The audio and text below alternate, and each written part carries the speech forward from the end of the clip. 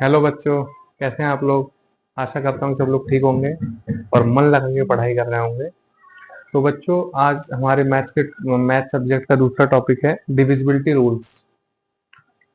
किसी विभिन्न संख्याओं का हम कैसे पता लगाएंगे कौन सी संख्या किससे विभाजित होती है। दो से, तीन से, दो से लेके आज हम लोग दो से लेके 10 तक के बारे में जानेंगे कि क्या नियम है, किस तरह हम लोग पता लगा सकते हैं देखकर कि ये संख्या किससे विभाजित होगी किससे नहीं विभाजित होगी। नहीं तो वैसे हम लोग डिवाइड करेंगे तो काफी समय लगता है। बिना भाग किए कैसे हम पता लगाएंगे कि कौन संख्या किससे विभाजित होती है किससे नहीं विभाजित होती। तो सबसे पहले हमारी संख्या है दो, डिविजिबिलिटी ऑफ टू। तो इसका बहुत ही आसान है कि जिस संख्या के या जिस नंबर के लास्ट में इवन नंबर और जीरो आएगा वो संख्या टू से डिवाइड हो जाएगी। Numbers whose unit digit is even number और जीरो। इवन नंबर यहाँ पर मतलब है 2, 4, 6, 8 एंड 0। मतलब लास्ट में 2 हो, 4 हो, 6, 8, 0। जिस भी नंबर के लास्ट में 2, 4, 6, 8 और 0 होगा वो सारे नंबर 2 से डिवाइड हो जाएंगे। फॉर एग्जाम्पल अगर हमारे पास है 164, तो यहाँ पर यूनिट डिजिट क्या है, 4 है। 4 जो है इवन नंबर है। कल मैंने बताया था इवन नंबर क्या होते हैं, जो 2 से डिविजिबल होते हैं, जो 2 के टेबल में आते हैं वो सारे इवन नंबर होते हैं। तो 4 हमारा इवन नंबर है। तो अगर यूनिट डिजिट पे इवन नंबर है तो पूरा नंबर जो है 164 ये 2 से डिविजिबल हो जाएगा। अगर यहाँ पर 4 की जगह 3 होता तो 3 जो है वो 2 के टेबल में आता है, नहीं आता, वो इवन नंबर नहीं है, वो ऑड नंबर है। तो 163 जो होता है वो 2 से डिविजिबल नहीं होगा। अब इसके बाद हम लोग देखते हैं कि 2 के बाद 3 की डिविजिबिलिटी कैसे चेक करते हैं कि ये कोई भी नंबर जो है वो एक्स वाई जेड कोई भी नंबर है वो 3 से डिविजिबल है कि नहीं है। तो उसके लिए हमको उस नंबर के सारे डिजिट्स का टोटल करना होगा। कोई भी नंबर है हमारे पास 3 डिजिट का, 4 डिजिट का, 5 डिजिट का, उसके सारे डिजिट का टोटल कर लीजिए। अगर उसका टोटल जो है वो 3 के टेबल में आता है तो मतलब वो पूरा नंबर 3 से डिविजिबल है। तो sum of all digits of a number is divisible by 3 then the number is divisible। For example एक हम बड़ा नंबर ले लेते हैं कोई, ये नंबर हमने ले लिए 4326। अब इसके सारे नंबर्स का हम टोटल कर लेते हैं। 4 + 3 7, 7 + 2 9 और 9 + 6 15। इसका टोटल आया 15। अब 15 हमको देखना है 15 के 5 के टेबल में आता है, 3 5 15। तो this means that this number is divisible bye 3। अगर यहीं पर टोटल 16 आता तो 16 3 के टेबल में नहीं आता तो मतलब पूरा नंबर 3 से डिविजिबल। इसके बाद अगला नंबर है हमारा 4। 4 की डिविजिबिलिटी बहुत इजी है। इसमें हमको देखना पड़ता है कि इसके जो लास्ट 2 डिजिट हैं, किसी भी नंबर के लास्ट 2 डिजिट अगर वो 4 के टेबल में आ रहे हैं तो पूरा नंबर 4 से डिविजिबल है। If the last 2 digits are divisible by 4। अगर लास्ट के दोनों डिजिट 4 से डिविजिबल है तो पूरा नंबर 4 से डिवाइड हो जाएगा। जैसे 636, यहाँ पर जो लास्ट 2 डिजिट है वो है 36। तो 4 के टेबल में 36 आता है तो मतलब हमारा पूरा नंबर इस 636 या 636 जो है वो 4 से विभाजित हो जाएगा। और अगर यहीं पर 37 होता लास्ट में या 35 होता तो ना 37 टेबल में आता है ना 35 आता है, तो मतलब पूरा नंबर 4 से डिवाइड नहीं होगा।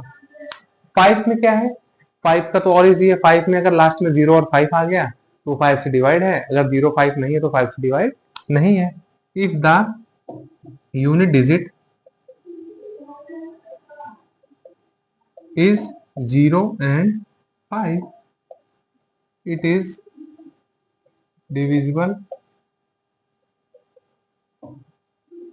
बाय 5। अगर वो जीरो लास्ट यूनिट डिजिट जो है उसका 0 और 5 है तो 5 से डिविजिबल हो जाएगा। फॉर एग्जाम्पल 760 है, 685 है, तो इसका 5 से डिविजिबल है। अगर हमने नंबर लिख दिया 483, तो इसका यूनिट डिजिट क्या है? 3 है। 3 जो है 05 नहीं है, तो वो डिविजिबल नहीं है। तो 2 3 4 5 के बाद हमारा अगला नंबर आता है 6 का। तो 6 की डिविजिबिलिटी, ये रूल है, जो नंबर 2 और 3 से डिवाइड होगा वो 6 से भी डिवाइड हो जाएगा। मतलब अगर कोई नंबर 2 से भी डिवाइड है, मतलब हमको 6 का चेक करने के पहले 2 और 3 का दोनों का चेक करना पड़ेगा। अगर वो 2 और 3 दोनों से डिवाइड है और डिविजिबल है, तो 6 से ऑलरेडी वो डिविजिबल है। If the number is divisible bye 2 and 3, then it is divisible by 6। अगर वो 2 3 दोनों से डिविजिबल है तो 6 से डिविजिबल होगा। एक एग्जांपल हम ले लेते हैं, 486।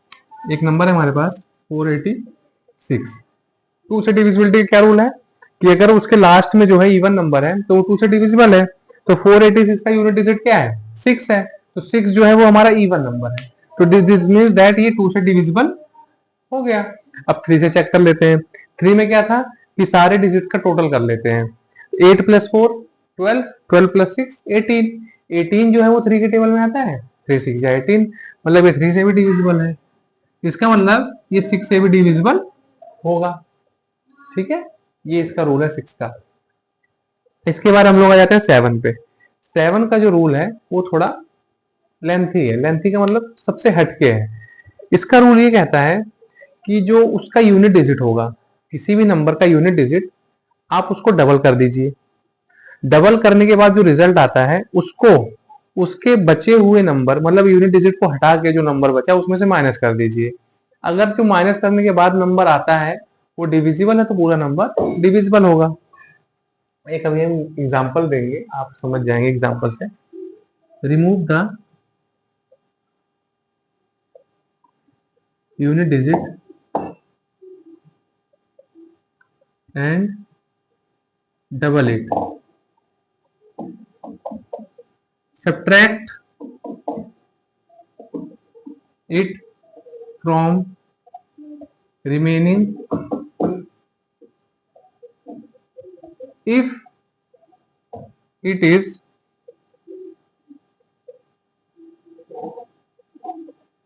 divisible by 7, then the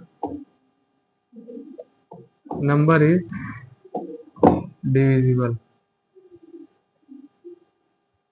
जैसे एक नंबर हम ले लेते हैं 455। हमारे पास नंबर है 455। तो 455 का यूनिट डिजिट क्या है? देखिए 5 है ना, तो 5 का हम डबल कर देंगे। 5 टू जा 10। अब 5 को हमने हटा दिया तो यहाँ क्या बचा? 35। और 5 का डबल करने पे 10 आया है, तो 45 में से 10 माइनस कर देंगे तो हमारे पास क्या आया? 35। 35 7 के टेबल में आता है? आता है। This means this whole number is divisible by 7। अगर वो माइनस करने पे नहीं आता 7 के टेबल में तो डिविजिबल नहीं है। ओके, 7 के बाद 8 आता है। 8 में हम लोग देखते हैं कि उसकी लास्ट की तीनों डिजिट जो है वो डिविजिबल होंगी। अगर 8 से तो पूरा नंबर डिविजिबल होगा। इफ द लास्ट 3 number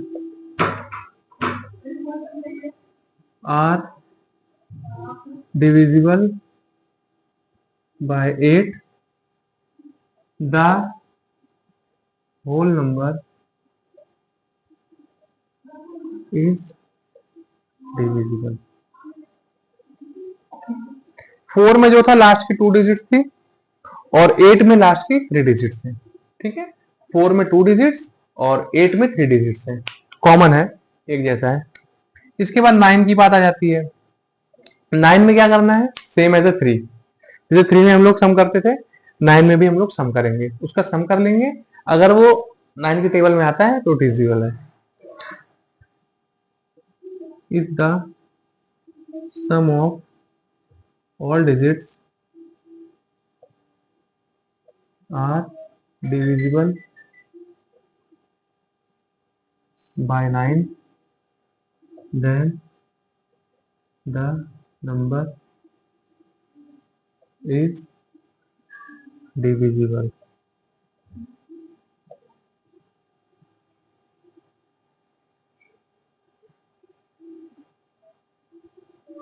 जैसे हम यहाँ पर एक एग्जांपल ले लेते हैं, एक नंबर हम बड़ा सा लेते हैं,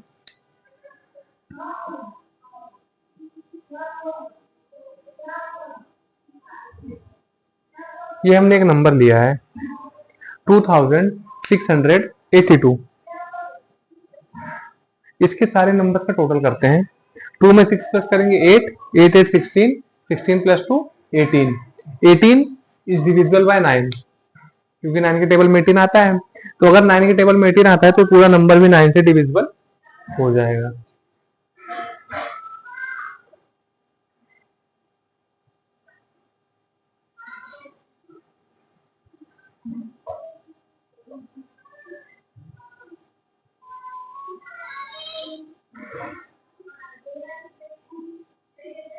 इसके बाद लास्ट में बचा 10 हमारा। 10 का तो बहुत इजी है, लास्ट में 0 आना ही चाहिए। 0 को अलावा कोई भी नंबर होगा तो 10 से डिविजिबल नहीं होगा। If the unit digit is 0, unit digit 0 है, आंख बंद करके आप मान लीजिए कि 10 से डिविजिबल हो जाएगा। तो ये हमारे 2 से लेके 10 तक सारे रूल्स हैं। एक बार मैं रिवाइज करा देता हूँ। 2 के लिए हमको चेक करना होता है कि उसके लास्ट में इवन नंबर होना चाहिए। 3 में उसके सारे डिजिट्स का टोटल कर लीजिए, अगर वो 3 से डिविजिबल है तो पूरा नंबर 3 से डिविजिबल हो जाएगा।